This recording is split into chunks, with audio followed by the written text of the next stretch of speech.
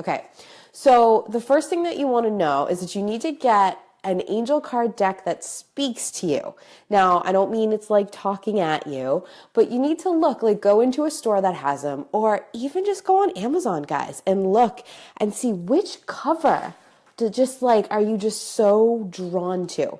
Now, if you're new to angel cards, you're not really into them, you don't really know how to do them, I recommend that you get an oracle card deck. Those are one of the easiest kinds of decks to use and to understand. So look for an oracle card deck. Tarot card decks are amazing, and I highly recommend them. But there are a lot more to learn, and there's a lot more symbolism that you need to understand to really understand those messages. Plus, there's a lot more cards in those decks. So starting there might be overwhelming. Listen, if you're super drawn to an Angel Tarot card deck, fine. Totally cool. Get it. But you might want to also get something like an Oracle card deck too. Oracle card decks tend to have about 44 cards in them. And that's a little bit more manageable than like the 72 that usually come in a tarot card deck. Okay? Oracle card decks are also just clear messages. Like Oracle means message. So it's like really just bringing you a message. Makes sense? So you want to get one of those, one that you're drawn to. Maybe you've had a session with someone, or you have a friend who has an angel card deck that you really like. Get that one, all right? So all you want to do is have it. They come with all the cards, and they also come with a book, okay? So you can, in this book, is a further description of each and every card in your deck. Okay, so when you first get your deck, what you want to do is you want to keep it with you as much as you possibly can, because you want it to be really full of your energy. And here's why. If you are pulling cards out of a deck and it's really not in tune with you and your energy, you're going to struggle a little bit more to get those cards quickly and to really understand their meanings quickly. It is through your angels and your own intuition that the answers are coming. So, but you don't need to have any special gifts and talents to be able to do this. But if you keep your cards with you, they'll respond to you a little bit better. So when I get a new deck, I keep it with me. I keep it in my purse if I'm going somewhere. I put it in my room next to me while I'm sleeping. When I'm working, they're right next to me. So you just want to have them around so that your energy kind of mixes in, okay? The easiest way to start out is to pull angel cards for yourself. Now, here's how you pull cards. What you want to do first is you want to knock on the deck with your dominant hand. That puts your energy into the deck. This is not a super important thing to do if you're the only one that ever touches your angel cards, or you don't pull angel cards for anyone besides yourself ever. Then you probably can skip that step if you want to. I always do it. It takes 2 seconds, okay? The reason that you want to make sure that your energy is in the deck and you want to do something like knocking with your dominant hand to put it in is because if you pulled a card thinking about another person or for another person, you could still have their energy attached to your deck, and that could influence what you're pulling. Okay, so you just want to do that real quick. For me, I have lots of people who are always touching my angel cards, and I'm always pulling them for other people. So I'm definitely going to do that. And then I just kind of hold it for a second before I pull them anyways, just to kind of get a feel and sort of feel like I'm ready. Okay, so knock with the dominant hand. Very easy. Then you're just going to shuffle them up. You don't need to be like a card shark. You don't need to be a professional shuffler. This is what I do, like this, okay? And then what you're going to do is you're going to either ask a specific question, or you're going to just ask for guidance, okay? So I typically do pull cards twice a day for myself. The first is in the morning. I just ask for general guidance and I pull one card, okay? So I shuffle it up. I'm like, tell me something that I need to know for the day. And I'll pull a card. And so this card happens to say emerging. So when I do this first thing in the morning for my general guidance, I don't analyze the card at all. I'm just like, emerging, awesome. Okay, moving on. And then as my day goes on, I think about the card. Sometimes if I'm like leaving right away, I'll take the card with me and I'll think about, what does this card mean for me? Now, the way that you want to understand card meanings is it's much more important about what it triggers in you than what your little book says. Typically after like you have a deck for a couple of weeks, you probably won't look at your book anymore, or maybe you'll only look at it for certain cards that you're just not as familiar with. The meanings inside here should just help trigger more information and more guidance for you. It's not like this is the only meaning. Okay, so, and you also want to look at the picture. So see, this has I know it's backwards to you, but this has an angel on it, and there are some flowers. Her hand placement is really interesting. She's looking off to the side. So you just want to see what the picture does for you. What does that say to you? Okay, so if you're doing general guidance like that, you want to think about, what does emerging mean to me? What do I think of when I think of emerging? So like, does that make sense for what I have going on in my life? What is planned for today? And what might emerging have to do with it? Don't overanalyze. Don't feel like you have to know exactly what that means. Just go, okay, let me just let that unfold. All right. And then as your day goes on, you're going to notice all these things happening that remind you of your card. They make you think about emerging, or maybe you have a decision to make and you're like, my card was emerging today, and that really points me in the direction of this decision. Okay, this really makes me think that I should stand up and do this one particular thing today because I got the emerging card. I wasn't sure if I should do this or not today, if I should do it next week, but I got the emerging card today, so I should probably do it today. Make sense? The other thing that you can do with your cards is ask a specific question. Ask for guidance about something going on in your life, or ask a specific question like, what do I do about this? Give me some guidance about this. Now listen, don't ask a question so specific that you're like, the card doesn't answer it. Like when people say that to me, I'm like, how did you word your question? Because of course the card answers it. You just have to be open. So don't make the card have to tell you, you're going to have to do that at 3:30 today and wear a blue shirt. Like there's no card that says that. That's not going to happen through an angel card, okay? What you want is to have the card trigger some kind of guidance in you. So when I have a question, a specific question that I ask, I shuffle them up and I pull 3 cards. 1, 2, 3. I just wait to see which ones I feel an energetic kind of pull to. Don't think too much about it. This isn't something that happens in a logical place in your mind, or that, you need to try to make sense of. You just be like, okay, this card, this card. It should be kind of automatic pilot. So you pull 3. There are lots of different spreads and things that you can learn when it comes to cards, and I'm not going to get into all of that. But because you can easily look that stuff up. They're very easy and they're really fun to learn. If you get into them, do this. But a simple 3-card spread is really a great way to start. So I pull 3 cards, and depending on the kind of question I asked or the kind of guidance I'm looking at, I just look at the 3 to see what all 3 are trying to tell me. Typically, when you pull 3 cards, the first card is like the thing you need to do first. Like, focus here first. Card number 2 is, once you're there, this is what you're going to have to address. And card number 3 is, this is where we're moving towards after the first 2 things have been addressed. Okay? So that's just a real basic way. You can also do a 3-card spread that's like past, present, future.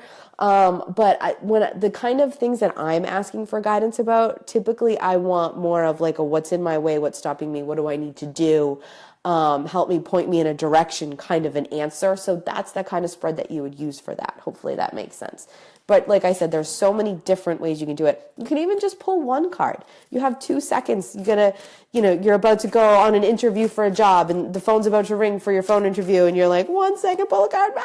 Meditation. Okay, I'm going to meditate after this phone call. Or I'm going to take some really, really grounding deep breaths and focus on what my intention is really quick before I answer the phone. You can absolutely do that too. But here's the thing. When you get your card, whatever the card says, whatever it may be, you want to see what it triggers in you. You want to see what that means to you. You do not need to be like me and be able to talk to angels to understand what a message is. You just need to go, what could this mean? How could I apply this? Look in your book until you're like really used to the cards. For me, once I have a deck for a while, as soon as I pull a certain card, whether it's for myself or for someone else, I know exactly what this card is talking about because of experience. Every time I pull this card, I know that this kind of thing is happening, or this is the kind of message they're trying to point me towards. So the more you use them, the easier it'll be. Now, if you're wondering like, well, how does this intuition come in? How will I kind of know what this card means? That's different for every single person. All right. Every single person in the whole world, that comes in different for. And it really has to do with your purpose, like what you're here to give the world, not necessarily your job. If you're lucky like me, your job is in line with your purpose. But your purpose here is to bring something to the world. So depending on what it is that you do and how you do that, that's going to be sort of how your messages get channeled in and what your messages tend to be about. All right. So for me, and also before I continue that point, the way that you learn, the way that you take in information is the same way that you get intuition. So if you're a visual learner, like that's how I am, like I need to see it. I need to like have it in front of me and be looking at it. Then your intuition is going to come in the same way. It's going to come in a visual way. Like you're going to see something almost like a movie screen playing in your head, or a memory will play, or a scene from a movie will pop into your head, or you'll see certain colors. So that's how that information will come in if that's how you learn. If you need to hear it, if you are someone who learns things by like memorizing like those little lines that help you remember things, then you're going to hear that. If you're going to hear words come into your head, and that's how the intuition is going to come in. If you need to physically move, then you're going to walk around and you're going to feel things in your body, and that's how the intuition is going to come in. So know and understand that about yourself too, okay? All right.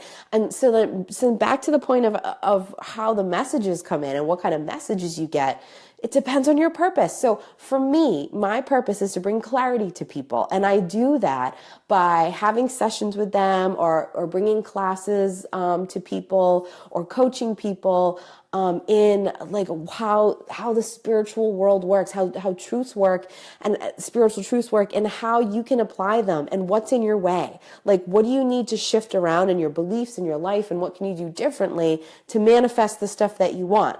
So my messages come in, my intuition works in a way that stuff just flows into my brain. So the cards I tend to pull tend to have to do with that. All right, makes sense. So I pull cards for other people. You can do this too, very easy. You don't even have to tell someone, and you don't even have to read them. But let's say you're going to meet a friend later. Shuffle up your cards and pull a card and be like, ooh, body care. I'm just going to hold on to that and wait into the conversation until a question comes up or a subject comes up that all of a sudden the body care card for that person makes a ton of sense, and then talk about it. It's just like a way to get a heads up sometimes, a way to know how to help somebody. It's a great thing to do that way too. So you don't have to be like reading people with them if you don't want. Don't assault people with your cards. Just use them for yourself if you want to. If someone asks you, cool, do it, right?